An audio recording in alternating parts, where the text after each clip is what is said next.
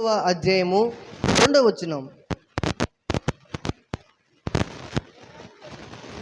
ఒక శతాధిపతి ప్రియుడైన దాసుడొకడు రోగి అయి చావ సిద్ధమై ఉండిను. శతాధిపతి యేసును గూర్చి విని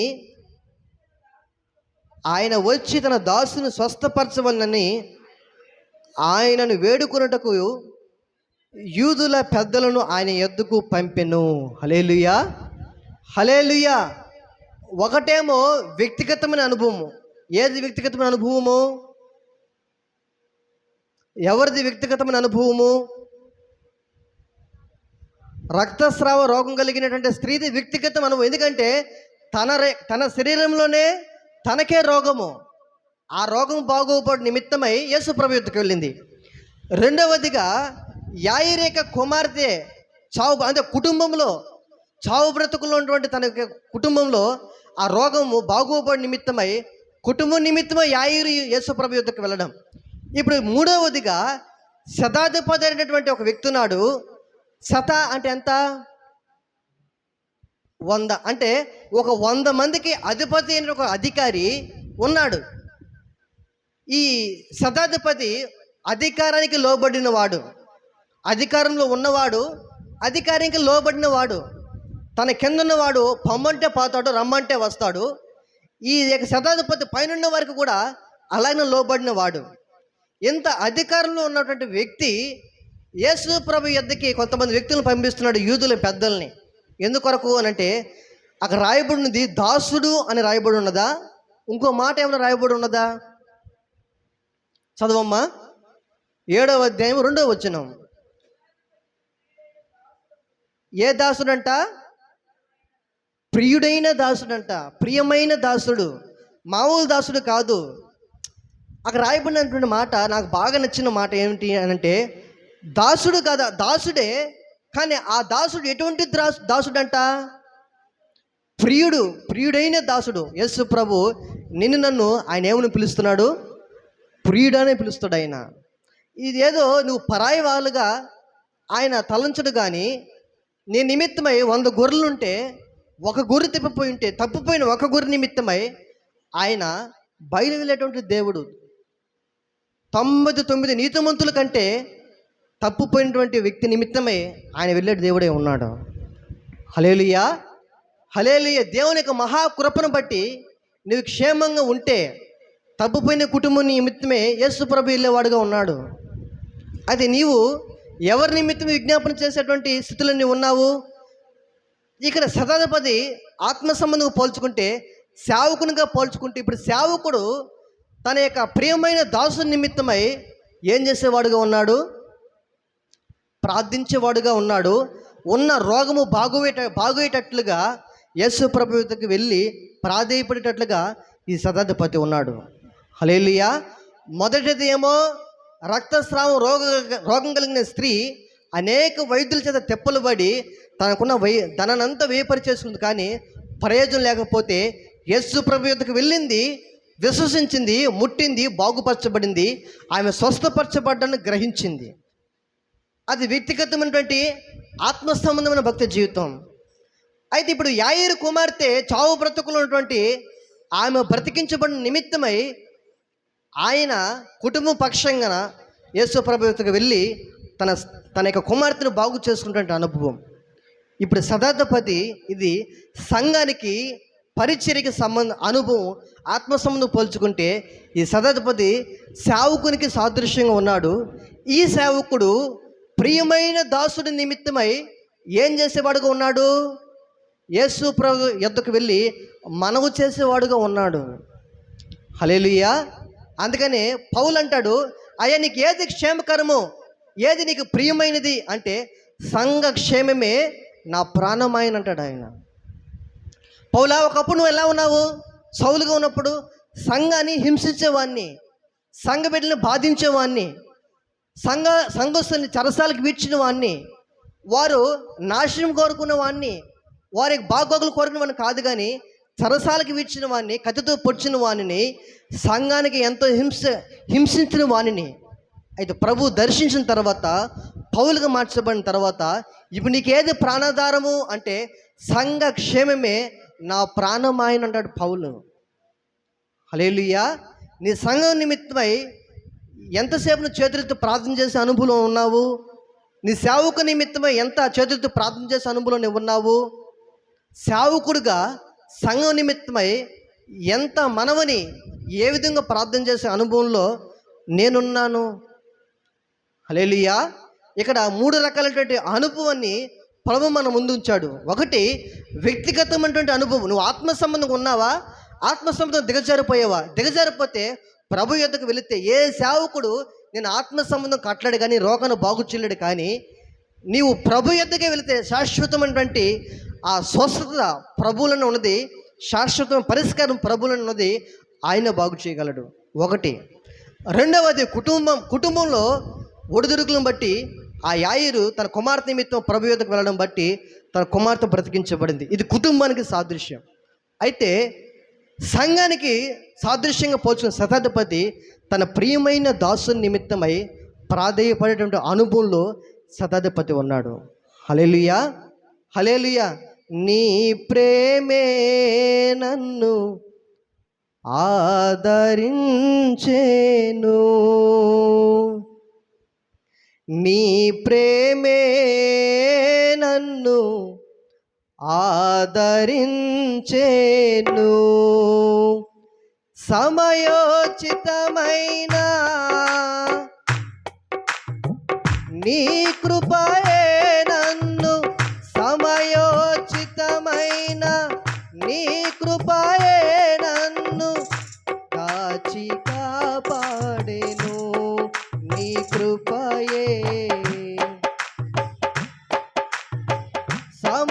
సమయోచితమైన నీ కృపయే నన్ను కాచి కాపాడెను, నీ కృపయే కాచి కాపాడెను, నీ ప్రేమే నన్ను ఆదరించేను,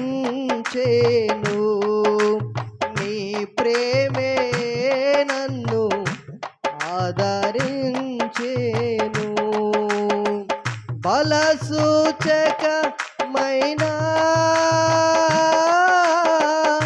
మందసమా నీకై, బలసూచకమైన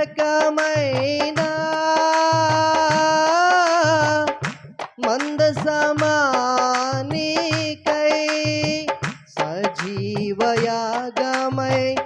యుక్తమైన సేవకై ఆత్మాభిషేకముతో నన్ను నింపితివా, సజీవయాగమై యుక్తమైన సేవకై ఆత్మాభిషేకముతో నన్ను నింపితివా. సంఘక్షేమం నా ప్రాణమాయేనా, సంఘక్షేమమే నా ప్రాణమాయేనా, నీ ప్రేమే నన్ను ఆదరించే. గట్టిగా చప్పలు కొడదామా. నీ ప్రేమే నన్ను ఆదరించేను, సమయోచితమైన నీ కృపయే నన్ను, సమయోచితమైన నీ కృపయే నన్ను కాచి కాపాడెను, నీ కృపయే కాచి కాపాడెను, సమయోచితమైన నీ కృపయే నన్ను, సమయోచితమైన నీ కృపయే నన్ను కాచి కాపాడెను, నీ కృపయే కాచి కాపాడే. దాచి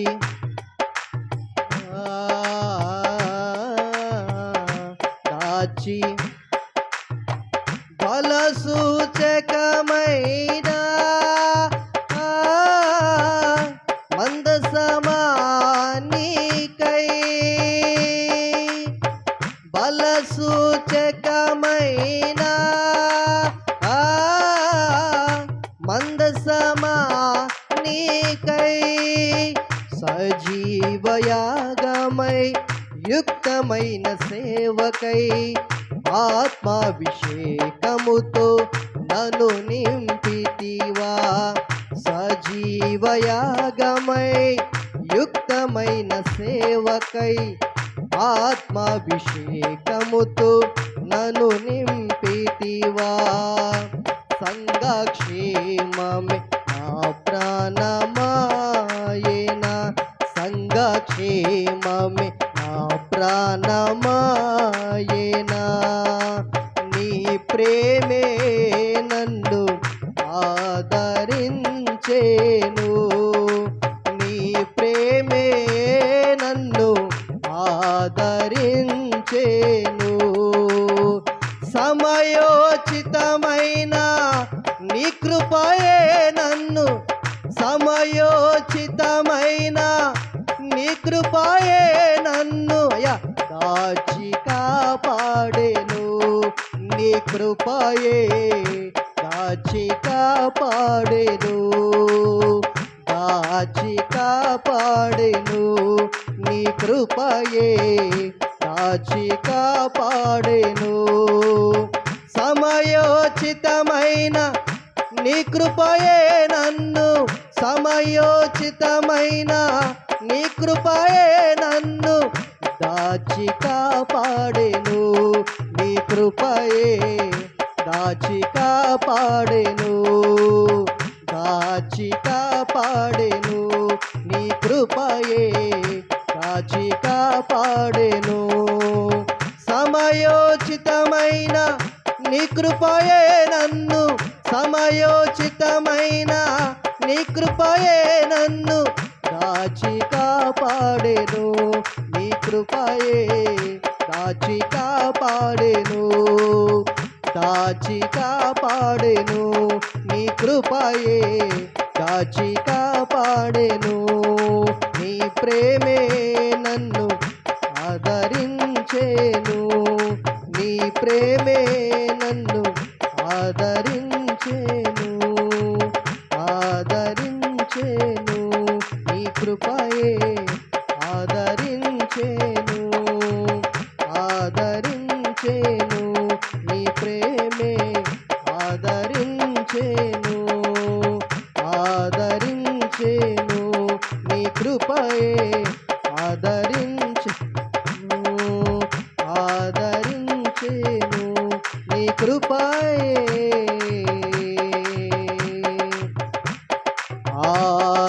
ఆదరించేను.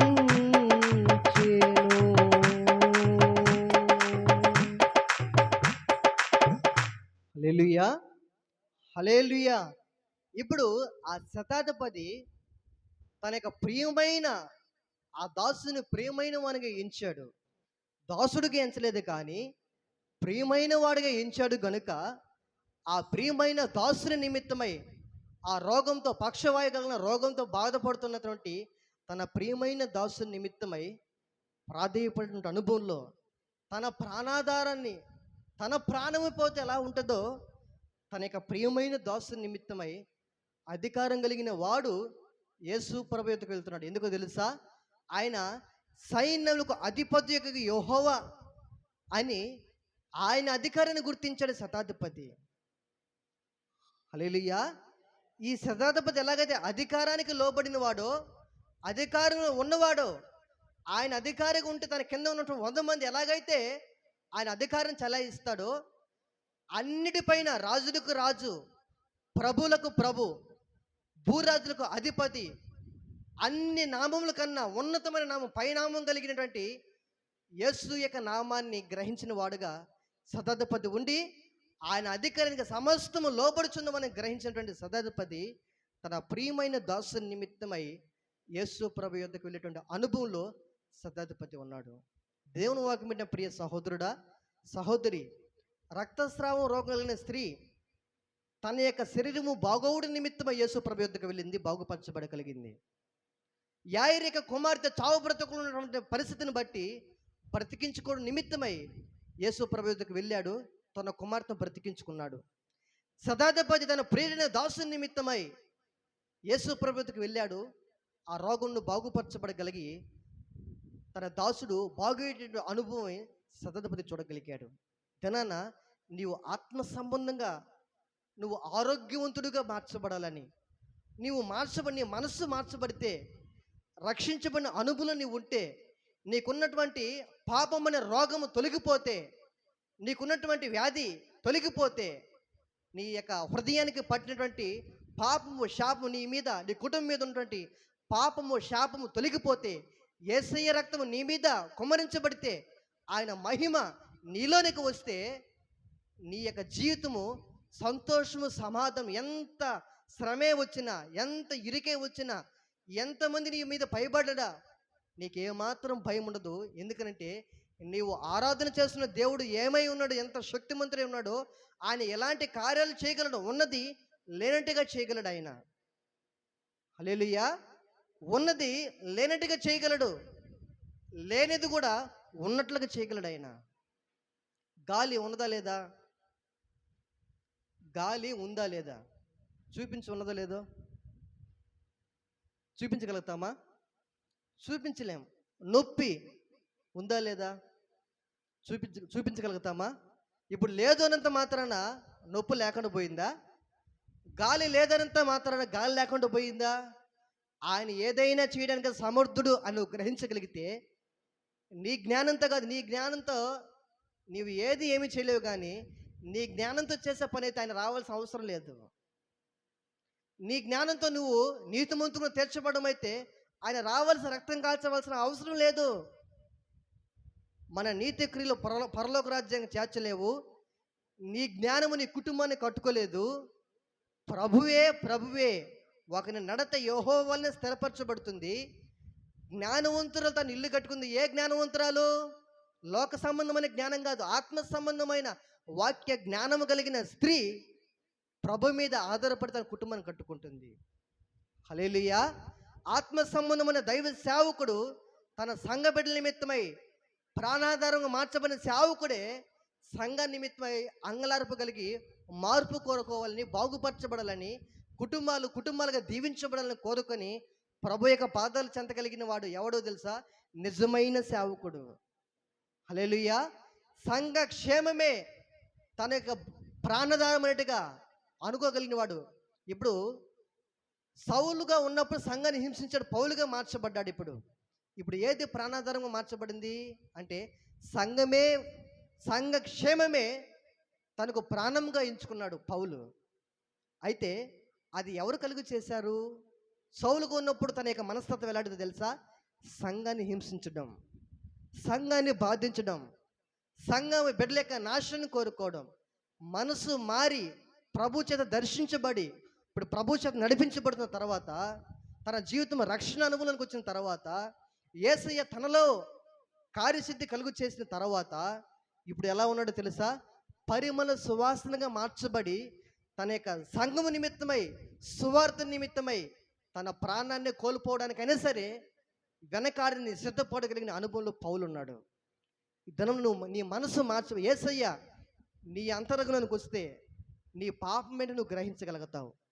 ఎటువంటి పాప రోగంతో నువ్వు గ్రహిస్తే ఆయన నీ రోగాన్ని, నీ ఆత్మీయ రోగాన్ని స్వస్థపరిచి బాగు చేసి ఆత్మ సంబంధమైనటువంటి అనుభవం నేను తీసుకొచ్చి నీకు సంతోషము, సమాధానము, ఆయన సన్నిధిని, ప్రసన్నతను అనుభవించేటువంటి అనుభవం తీసుకెళ్తాడు నిన్న ఆయన. హల్లెలూయా. అటు అనుభవం నువ్వు లేకపోతే నీ కుటుంబం, నీ వ్యక్తిగతంగా నీవు ప్రభు రాజ్యంలో కనబడాలి. ఒకటి. రెండవది, నీ కుటుంబం అంతా ప్రభు రాజ్యంలో కనబడాలి. మూడవది, సంఘమంతా, సంఘంలో అడుగుపెట్టిన ప్రతి బిడ్డ పాపం నుండి విమోచించబడి నీతికి, వాక్యానికి దాసులుగా మార్చబడాలి. ప్రభువుకి దాసులుగా మార్చబడాలి. ప్రభువుకి శిష్యులుగా మార్చబడాలి. అది ఒక సేవకుడు నిజంగా సంఘాన్ని తీర్చిదిద్దడం అనేది ఒక సేవకునికి ఉండవలసిన లక్షణం, ఉండవలసిన భారం. అది సంఘ బిడ్డలంటే మీరు సేవకు నిమిత్తం చేయవలసింది ఏంటో తెలుసా?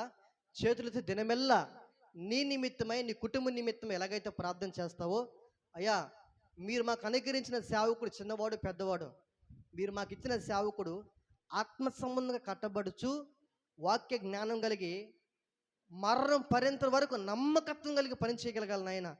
మీ సేవకుని పట్ల మీ చిత్తం నెరవేర్చండి అని ఆ భారంతో పనిచేసినప్పుడే ఆ యొక్క ప్రార్థన సేవకుని జీవితంలో పనిచేసి మీ నిమిత్తం ప్రార్థన చేసే అనుభవాన్ని సేవకునికి ప్రభువిస్తాడు. హల్లెలూయా. సేవకునికి ఉండవలసినటువంటి భారం ఏమై ఉండాలి? సంఘక్షేమమే. ఏ ఒక్కరూ నాశనానికి పాత్రలు కాకుండా క్షేమానికే పాత్రలు చిరకాలము యెహోవా మందిరంలో కృపాక్షేమములే వారి వెంట వచ్చేటట్లుగా సేవకుడు కుటుంబాల నిమిత్తం బిడ్డల నిమిత్తం ప్రార్థన చేయాలి. బిడ్డలుగా అనుకోవాలి, ప్రార్థన చేయాలి. అలాగనే కుటుంబాలుగా మందిరానికి వస్తున్న వారు కుటుంబంలో అందరూ రక్షించబడినట్లుగా మన బాధ్యత తీసుకోవాలి. మూడవదిగా వ్యక్తిగతంగా మనకు మనమే ఆత్మ సంబంధం కట్టబడేటట్లుగా ప్రభు పాదాల చెంత ప్రభు యొద్దకు వెళ్ళి ప్రార్థన చేసే అనుభవం ఉండాలి. ఈ అనుభవం మనలో ఉంటే దేవుని యొక్క సన్నిధిని, దేవుని యొక్క ప్రసన్నత, ప్రభు ఇచ్చే సంతోషం, ప్రభు ఇచ్చే ఆనందం. ప్రభు అంటాడు, నేను లోకం ఇచ్చేటువంటి సంతోషం కాదు, నేనిచ్చే సంతోషం ఒకటి ఉన్నది. అప్పుడు ఆయన సన్నిధినిగా నువ్వు కోరుకుంటే, ఆయన ఇచ్చే సంతోషాన్ని కోరుకుంటే మొట్టమొదటిగా రక్షణ ఆనందం ఉంటుంది నీకు. నేను రక్షించబడ్డాను. ఒకప్పుడు పాపం అటువంటి శాపం, ఇటువంటి పాపం నేను ఉన్నా, ప్రభువు నన్ను దర్శించిన మాట్లాడాడు. ఇది ఎలా జీవించాలో నాకు తెలియపరిచాడు. నా జీవితం ప్రభువుకు అప్పగించుకున్నానని నీ హృదయాన్ని ప్రభువుకి అప్పగిస్తే, సేవకులకు కాదు, రక్షించబడిన వారికి కాదు, వారి వైపు కాదు, ప్రభువుకి అప్పగిస్తే నీ జీవితం రక్షించబడుతుంది. నీ జీవితాన్ని ప్రభు ఆయన చేయబడుకొని నిన్ను నడిపించే దేవుడే ఉన్నాడు. హల్లెలూయా. నీవు అటువంటి అనుభవంలోకి రావాలంటే నువ్వు రక్షించబడిన అనుభవం నీకు ఉండాలి. ఆ అనుభవం నీకు ఉండాలి అని అంటే, ఎలాగైతే రక్తస్రావం రోగం లేని స్త్రీ ఆమెకున్న రోగం బట్టి ప్రభు యొద్దకు వెళ్ళి బాగుపరచబడగలిగిందో, అలాగూ యేసయ్య మాట విని విశ్వాసం కలగాలి నీ జీవితాల్లో. ఆ విశ్వాసమే నీ జీవితంలో, నీ కుటుంబ జీవితాల్లో, నీ సంఘంలో, నువ్వు ఉంటున్న సంఘంలో కార్యసిద్ధి కలుగు చేయబడి ప్రభు సన్నిధిని అనుభవించాలి. ఆమెను. హల్లెలూయా. అటువంటి అనుభవంలోనికి మనల్ని, మన కుటుంబాలని, మన పరిచయం ప్రభు అటువంటి అనుభవం నడిపించి స్థిరపరిచి బలపరిచి ఆయన రాకడకు సిద్ధపరిచి ఎత్తబడును గాక. మన వెనుకట్లో ఈ మాటలు దీవించి ఆశీర్వదించును గాక. ఆమేన్. ప్రార్థన చేసుకుందాం.